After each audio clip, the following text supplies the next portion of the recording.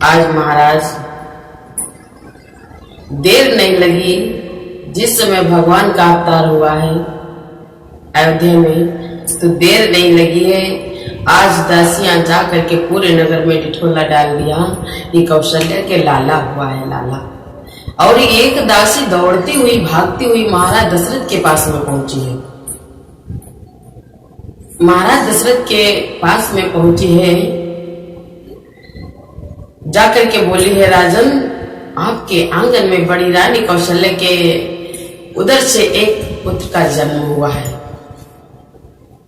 आज मेरे प्यारे भक्तों, जैसे ही महाराज दशरथ ने सुना है कि किस प्रकार से बताया गया है, दशरथ पुत्र जन्म सुनि काना, अवमानो ब्रह्मानंद समाना।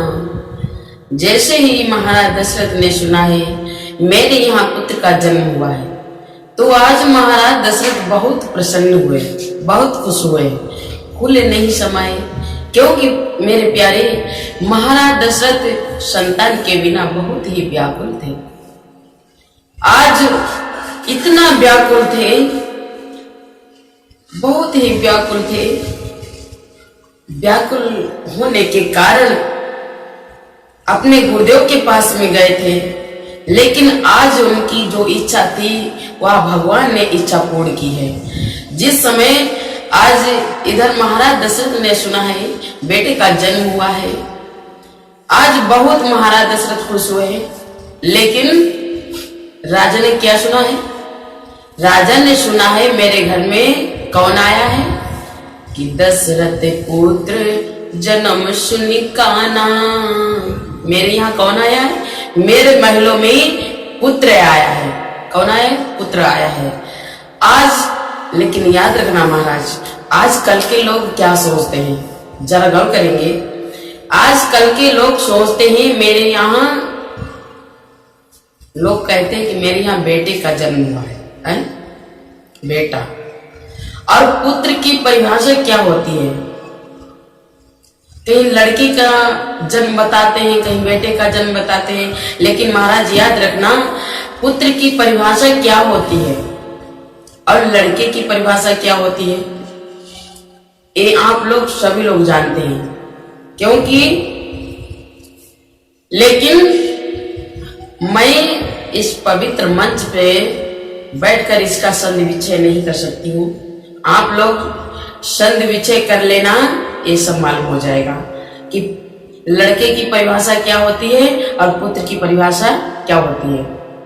इधर महाराज दशरथ ने जैसे ही सुना है मेरे घर में पुत्र का जन्म हुआ है, आज महाराज दशरथ खोले नहीं समाये और अपने आसन से उठना चाहते हैं, लेकिन उठ नहीं पा रहे हैं। किस प्रकार से कि परमो प्रेमो मन पुलक शरीरा, और चाहने उठने धरत मति धीरा। परम प्रेम मन पुलक शरीरा, और चाहते उठने करत मति धीरा। अरे महाराज दशरथ का हृदय गदगद हो गया है। आज महाराज दशरथ अपने आसन से उठना चाहते हैं, लेकिन उठ नहीं पा रहे हैं। क्योंकि आज महाराज दशरथ ने क्या देखा है, गौर करेंगे।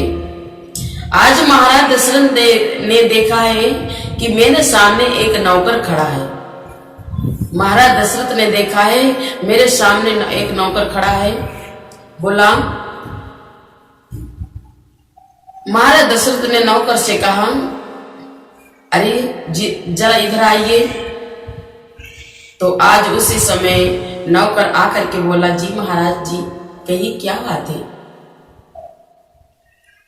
उसी समय महाराज दशरथ कहने लगे, देखिए मेरे यहाँ बड़ी रानी कौशल्या के उधर से बेटे का जन्म हुआ है, पुत्र का जन्म हुआ है।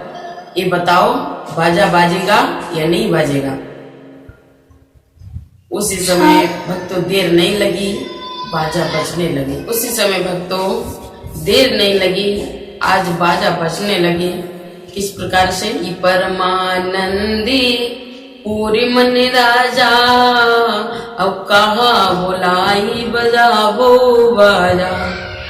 परमानंदी पूरी मन राजा, अब कहा बुलाई बजावो बाजा। जैसे ही महाराज दशरथ ने आदेश दिया है, आज जैसे ही महाराज दशरथ ने आज आदेश दिया है, तो आज देर नहीं लगी, बाजा बजने लगे। और जब बाजा बजने लगे तो राजा ने सोचा मेरे यहाँ कौन आया है, मेरे घर पे कौन आया है। सुनो, जाकर नाम सुनत सब कोई, अमोरे ग्रह आवा प्रभु सोई। जाकर नाम सुनत सब कोई, जाकर नाम सुनत सब होई, अमोरे ग्रह आवा प्रभु सोई। अरे जिसका नाम मात्र लेने से अमंगल हो वो मंगल हो जाता है, असगुन हो वो सगुन हो जाता है, और वो परमात्मा आज मेरे घर पे आया है। चलो चल कर के दर्शन किया जाए। आज महाराज दशरथ ने जैसे ही सुना है, आज महाराज दशरथ दर्शन करने के लिए तुरंत ही चल पड़े। और मेरे प्यारे जैसे ही चले हैं तो चलकर के जैसे ही रनिवास के गेट पे पहुंचे हैं, रनिवास के गेट पे महाराज दशरथ पहुंचे हैं तो राजा ने क्या देखा है? नगर की स्त्रियां कुछ महलों में प्रवेश कर रही हैं और कुछ महल से बाहर जा रही हैं। महाराज दशरथ ने देखा है कि सारे नगर की स्त्रियां कुछ महल के अंदर प्रवेश कर रही हैं और कुछ महल से बाहर जा रही हैं, बाहर की ओर निकल रही हैं। लेकिन एक और अद्भुत चमत्कार देखा है महाराज दशरथ ने। कौन सा? कि वैसे तो महाराज दशरथ को नगर की स्त्रियां देखती थी तो सर पे पल्लू ढक लेती थी, सर पे पल्लू डाल देती थी। लेकिन आज क्या देखा है